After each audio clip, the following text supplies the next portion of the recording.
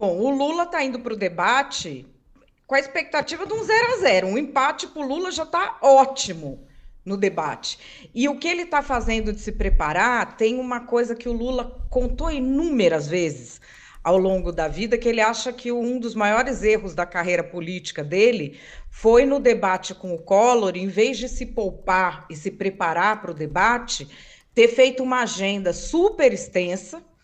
E quando chegou esse debate, tem aquela polêmica da edição, que realmente foi uma coisa fraudada para favorecer o Collor. Ok, mas tem um ponto que o Lula fala que é o seguinte: quando você olhava os dois, o Collor estava ali sereno, composto, descansado, e o Lula estava esbagaçado, porque ele estava o dia inteiro fazendo uma agenda atrás da outra. E essa impressão é importante. Então, ele vai tomar esse cuidado preliminarmente.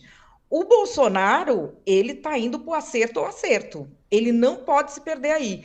Essa questão da agressividade, ele sabe agir muito bem, sabe usar muito bem a agressividade quando ele provoca. Porque ele provoca e o Lula cai. Ele provocando é uma coisa que vai bem. Quando ele começa a dar lição de moral ou a querer levantar fatos, aí é que ele se esparrama. Então, esse é que vai ser o dilema dele. Se o Lula não cair na provocação dele, como é que ele vai se virar? Porque ele provocando vai bem. Isso é uma característica de todo mundo que ganha poder ou ganha status social, sendo subestimado e ridicularizado. A pessoa aprende a provocar o outro, ou a dar linha na pipa do outro, para deixar o outro se enforcar, que é o que a gente viu acontecer no último debate. Vamos ver agora o que vai fazer. Agora, contra ele, ele tem algo muito grave nessa semana. Eles têm mais contra ele dentro da própria campanha do que vindo da campanha oposta, né? Porque essa coisa do Roberto Jefferson é um nível de agressividade que, para quem não é bolsonarista raiz, pega demais isso aí. Pega demais.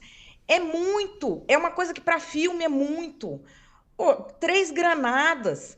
Tinha não sei quantas munições de 50 fuzil. tiros. Ele falou à polícia que foram 60 tiros de fuzil.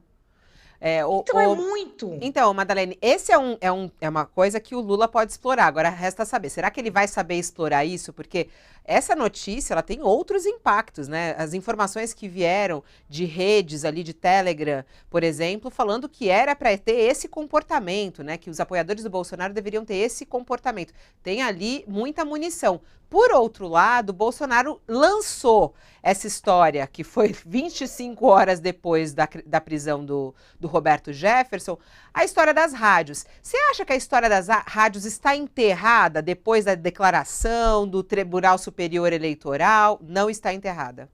Não. Não está enterrada pelo seguinte: a forma como se reage a essas coisas que o Bolsonaro levanta, ela tem sido a mesma. Desde que ele começou a fazer isso, a fazer essas provocações, ele é um agente provocador.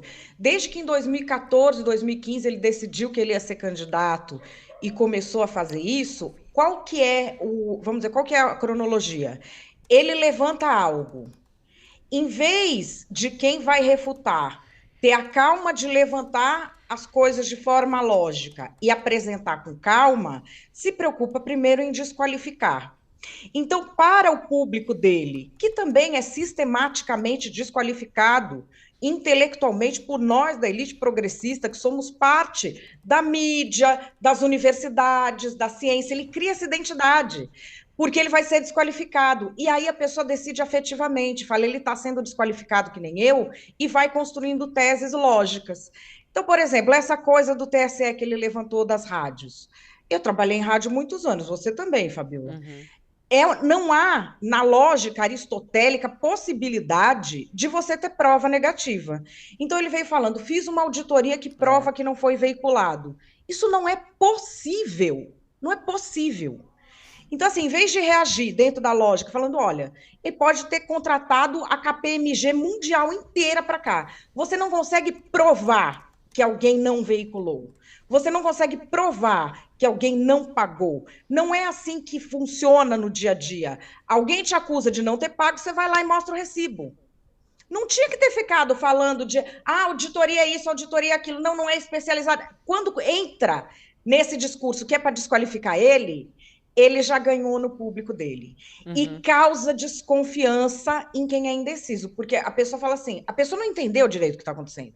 Só tá o burburinho, porque é tanta informação nova, a pessoa fala assim, pô, mas por que tá todo mundo também contra o Uhum. cara? Ele aposta demais nisso. Aposta e ganha. Porque É. toda vez que ele faz isso, todo mundo cai. Você con... Então, essa história não está enterrada. Não tá Porque, como a entendendo. reação é ruim, as pessoas vão se desqualificando, se descredibilizando para serem portadoras da verdade junto ao público. Não, e tem. Então, quando a pessoa chega com um documento, o público não acredita mais.